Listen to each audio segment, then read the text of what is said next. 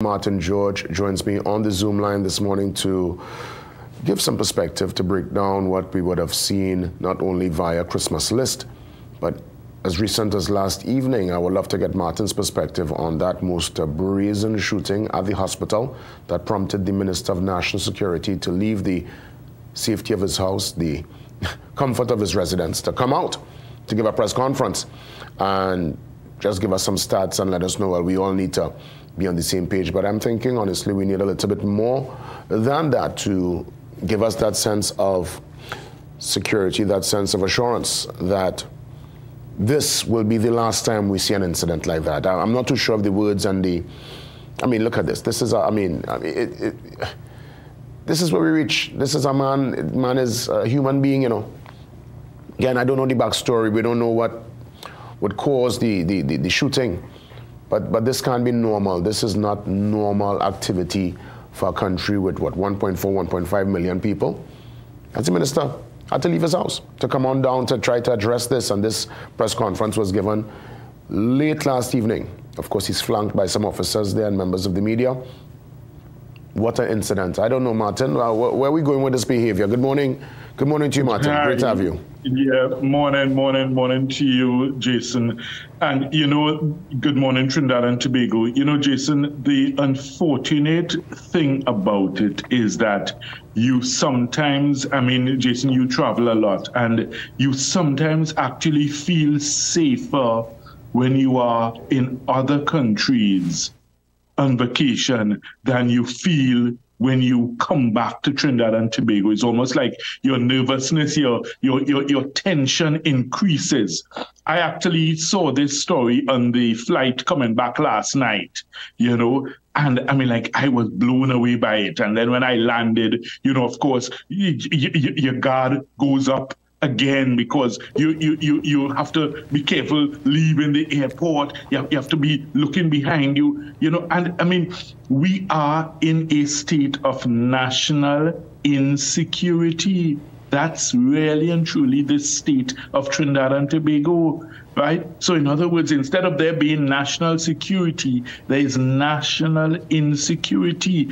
And we have to recognize that what we are doing is clearly not working, you know. And I mean, while we understand, you know, I mean, the commissioner has said, well, you know, you have to look at the families and the churches and the schools. And yes, we understand those things. And I agree that those are important factors and, important facets.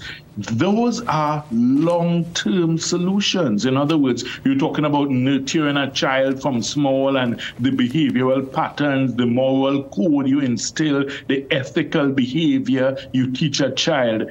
So, I mean, you're talking about generations it will take to change that type of, thinking, that type of behavior.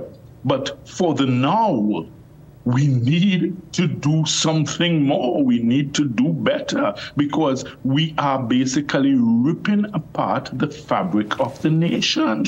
We need to understand what we're doing, And, Jason, it pains me,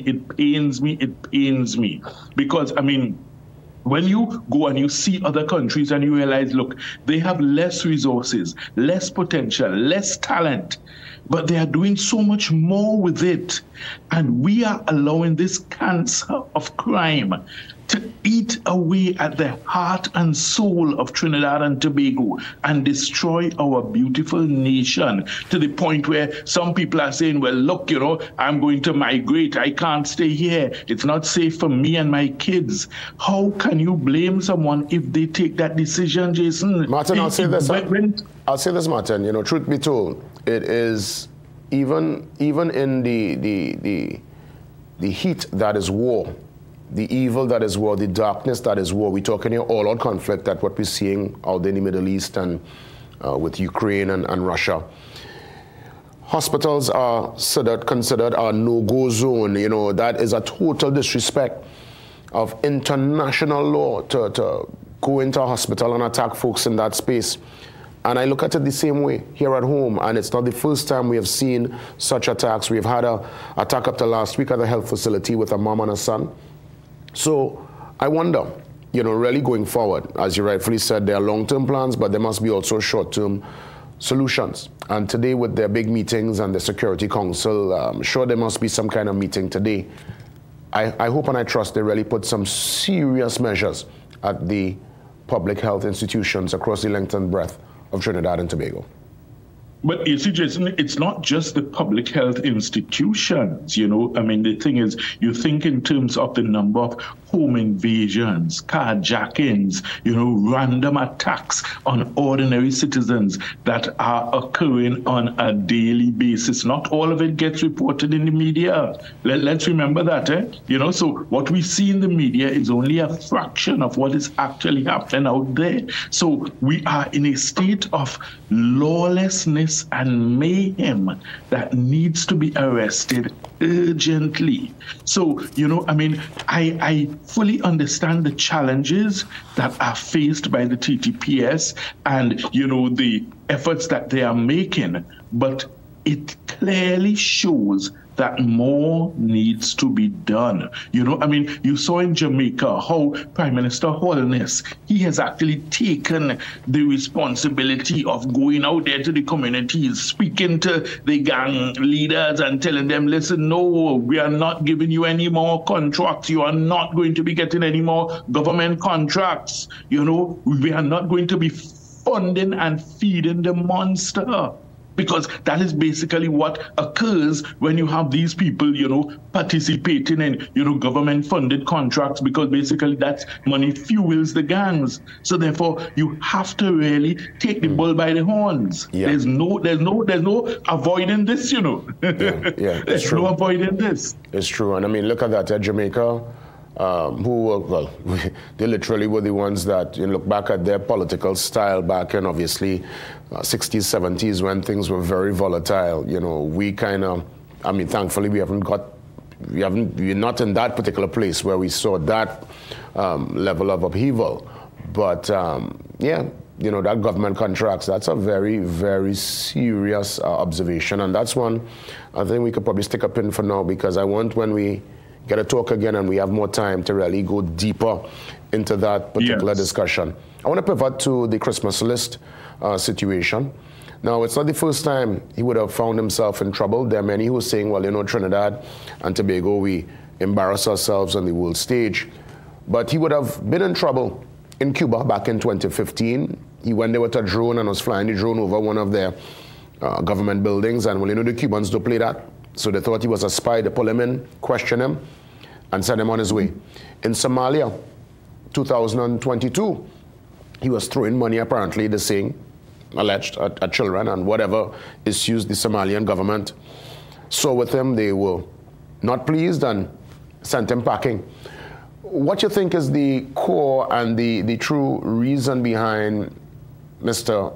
Christmas List being detained at this point in time? He's going to get his day in court today, but he fears for his life. And I would say rightfully so. This is some serious hot water. Yeah. I think this is beyond what he would have imagined his experience to be in Trinidad and Tobago, Mr. Chris Hughes. Of course, yes. And I mean, Jason, the concern I have with this is that it is nothing but a sideshow and a distraction. And I am not amused, nor am I impressed by the TTPS portraying this as any great success. I saw they put out a press release and they tried to use a play on words and say that, Mr. Christmas List was on a naughty list. And, this is not something funny. Let's be serious, okay? You are charging him under the Sedition Act. And there's talk about maybe, looking to file further charges under the anti-gang legislation. Really? Does this deal with the issue of gangs in Trinidad and Tobago? Really? Arresting some, nobody as far as I'm concerned, because he's of little or no moment to the future of Trinidad and Tobago, and parading him, internationally as a quote-unquote criminal. Does that really deal with the problem of crime and criminality in Trinidad and Tobago? Why is the TTPS insulting our collective intelligence in this regard? Why don't they actually arrest the gang leaders? You hear repeatedly from the Ministry of National Security, from the police, top brass, that, you know, they know that there are so many gangs. They actually usually quote an exact number. You know, sometimes they tell you there are 60-something or how much ever. They're telling you exactly how many gangs. Well, a matter of fact, the minister last night in his press conference with the media at the hospital put a number on gang-related murders in the country, and he put it at 65%. So they're bringing numbers to us, but we're looking for more than just the stats at this point in time. This is my point. And what I'm saying is that if you are using this as, you know, a success that you are portraying to the nation, that you are making a dent in fighting crime or making a dent in dealing with the gangs, then we are not fooled by it. We are not impressed by this. This is nothing but a sideshow and a distraction. You know, I mean, the point is, you know, arresting and charging this man, how is this making Trinidad and Tobago a safer place?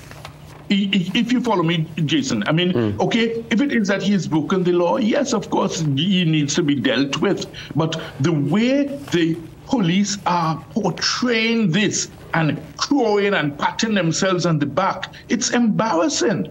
It's insulting. Well, I think probably the TTPS are the ones who would have also felt embarrassed, because people are suggesting, how could a man from Canada come and get all this information and get all this access and get people within the areas that are really depressed? We are seeing firsthand the broken strategy, economic strategies. We have failed so many of these young men in these communities. And these are not paid actors. This man captured what is the reality. For many who live here, people who live right here, Martin, were taken aback. So furthermore, people who live far removed from the Trinidad and Tobago space. So I wonder if this international shine up on the platform that's YouTube was the real source of embarrassment, and the fact that many are saying he made us look bad, but he just reflected. He was a mirror that basically showed the reflection of what that side of Trinidad and Tobago is about. The reality of what is going on out there. No, and what I'm saying is that the TTPS itself has indicated that they are aware of, you know, the gangs and the gang leaders. And, you know, so my point is they can't say that they were embarrassed, because this is information that they are supposed to have. And if they don't have it, then that, I think, is something they should be embarrassed about. Well, probably the state, because the TTPS works for the state. Probably is higher ups that would have made this call, because, I mean, look, Watson Duke would have been charged with that in the past. They had to drop it. I remember they ran up on I think was it SDMS, right, with Mr. Maraj. Sat Maraj, right? Comments about Tobagonians. Had to drop it. All right. So I'm seeing here even David Naked. Yasin Abu Bakr was also charged with sedition. So, right? And that ended up in a hung jury, and then that needed a retrial. But I mean, he passed away before that retrial could happen. So the point is, the use of the Sedition Act has really not been an effective tool. And the Privy Council, while ruling against the initial decision of Justice Frank C. Prasad, the Privy Council, however, did issue a caution when they gave their ruling to say, well, look, yes, it's constitutional to enforce and use the Sedition Act, but they said that, look, you must ensure that there really is the motive and intention behind it.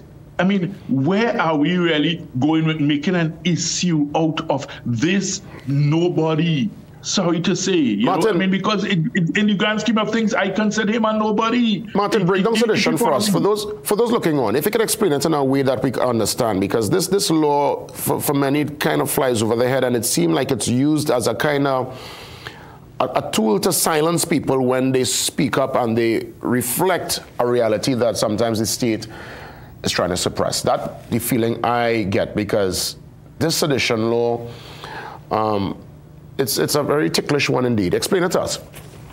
All right, okay. So the Sedition Act, right, okay, Section 41C of the Act, all right, indicates that, a person is guilty of an offense who publishes, sells, offers for sale, or distributes any seditious publication. right? And the person who is guilty of the offense could be fined $3,000 or sentenced to prison for 2 years upon summary conviction. The whole idea of sedition is one where, Jason, you're looking at somebody who is trying to either destabilize or undermine your country. That is what the root of sedition is about.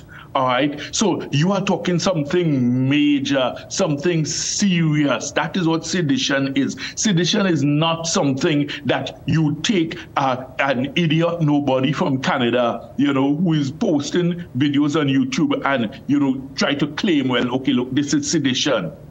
This is really not the purpose or intention of the act. That's why the Privy Council issued that warning and that caution, that you must show that motive for the malice and the intention. So in other words, you must really show that, look, what you're trying to do is to destabilize the country, to undermine your country. That's the intention behind it.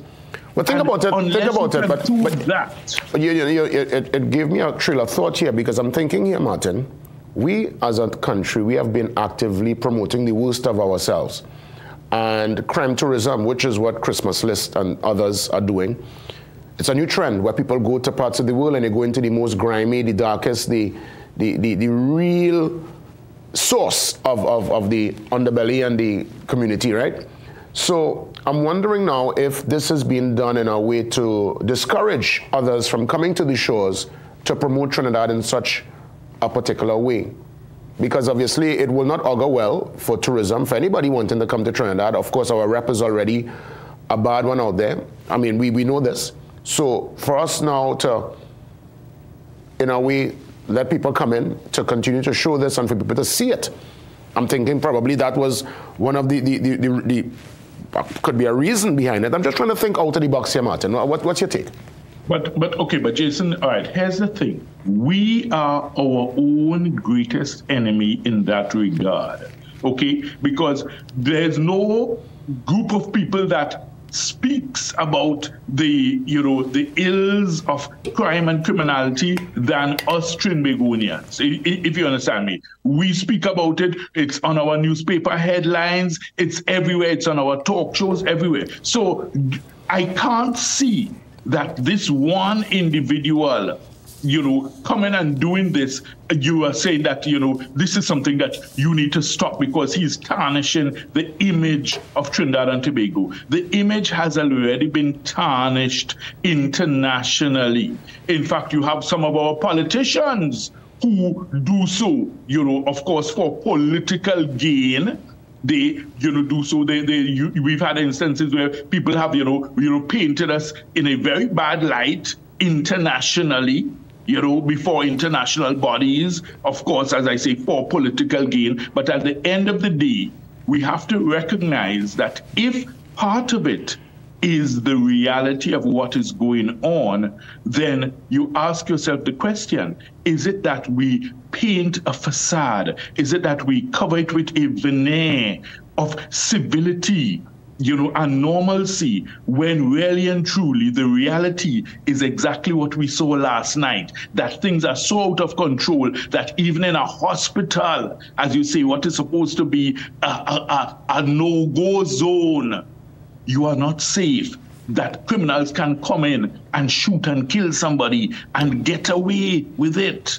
Yeah. So we have to recognize the flip side, Jason. Yes, of course, we have to be careful in terms of our international reputation, right? But then look at it. You have the U.S. issues warnings all the time about Trinidad and Tobago. Britain does so. Canada does so. So what do we do? Do we then sanction the U.S. and, pull them before the courts in Trinidad and Tobago and say, y'all are tarnishing the image of Trinidad and Tobago? We have to, at some point, Jason, wake up and smell the coffee and recognize that there's a reality of crime and criminality which we need to deal with, and no amount of PR or papering it over is going to make it go away. Well, Martin, let me tell you, it's always a joy. I want to thank you for the candor, for the perspective this morning, and let's touch base again at some point, hopefully on a Jason, different topic note. These are serious issues because, sure. you see, we need to keep this discussion going as we explore solutions for Trinidad and Tobago.